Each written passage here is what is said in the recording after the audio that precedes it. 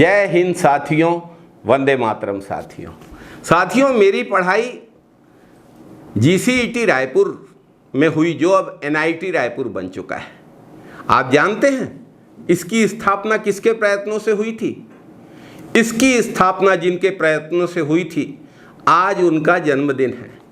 Bhilai steel plant पूरे भारत ही नहीं, पूरी दुनिया में प्रसिद्ध है।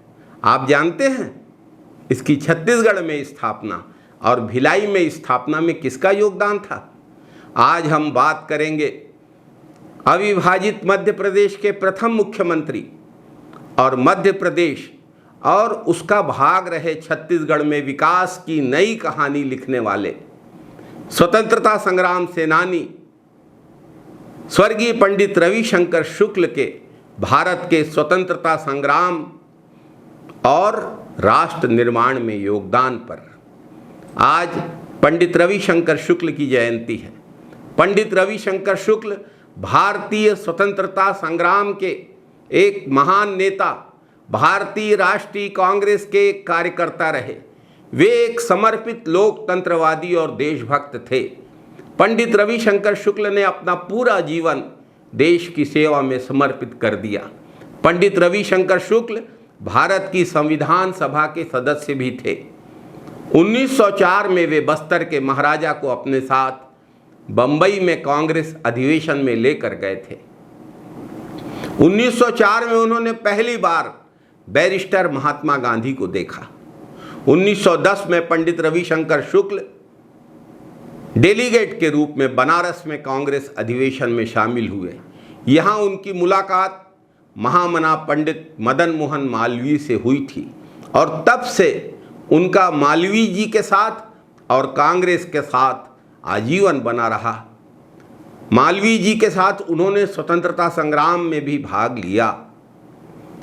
अंग्रेजी सूत से बने अपने सब कपड़े त्याग दिए, उनको आग में जला दिया, जो कि एक नए युग के उद्भव का प्रतीक था। नमक सत्याग्रह के समय रायपुर के प्रसिद्ध गांधी मैदान में कांग्रेस भवन के सामने नमक बनाकर बड़े बड़े कढ़ाओं में पानी में नमक डाला गया और उनका पानी उबाल के नमक बनाया गया और नमक कानून तोड़ा गया। रायपुर के कांग्रेस भवन, ऐतिहासिक कांग्रेस भवन का निर्माण भी पंडित रविशंकर शुक्ल के और उनके साथियों के प्रयत्न से ही हुआ।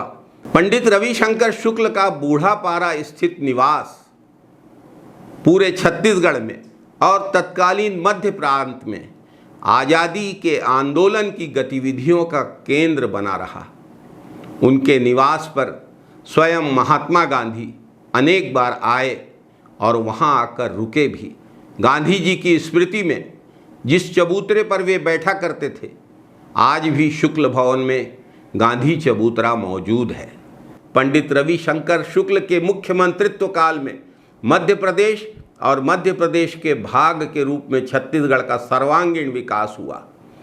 बड़ी बड़ी योजनाओं की शुरुआत हुई, उद्योगों की स्थापना हुई, भिलाई इस्पात संयंत्र की स्थापना हुई, अनेक विश्वविद्यालय शुरू किए गए, जो उनकी महान उपलब्धियों में से हैं। उनके द्वारा शुरू की गई विद्या मंदिर योजना देश की सबसे बड़ी शिक्षा योजना थी।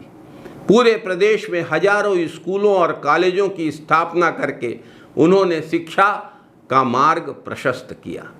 पंडित रविशंकर शुक्ल के कार्यकाल के दौरान मध्य प्रदेश में पूरी तरह से शांति रही और विकास की ओर राज्य अग्रसर होता रहा।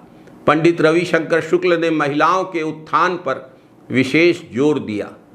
पंडित शुक्ल अशिक्षा, पर्दा प्रथा और दहेज प्रथा के कट्टर विरोधी थे। 31 दिसंबर 1956 को 79 वर्ष की आयु में नई दिल्ली में उनका निधन हो गया। छत्तीसगढ़ सरकार ने उनकी स्मृति में सामाजिक, आर्थिक और शैक्षणिक क्षेत्र में उनके अभिनव योगदान को देखते हुए पंडित रविशंकर शुक्ल सम्मान की स्थापना की है। आज पंडित रविशंकर शुक्ल की जयंती पर उन्हें सादर नमन करता हूँ।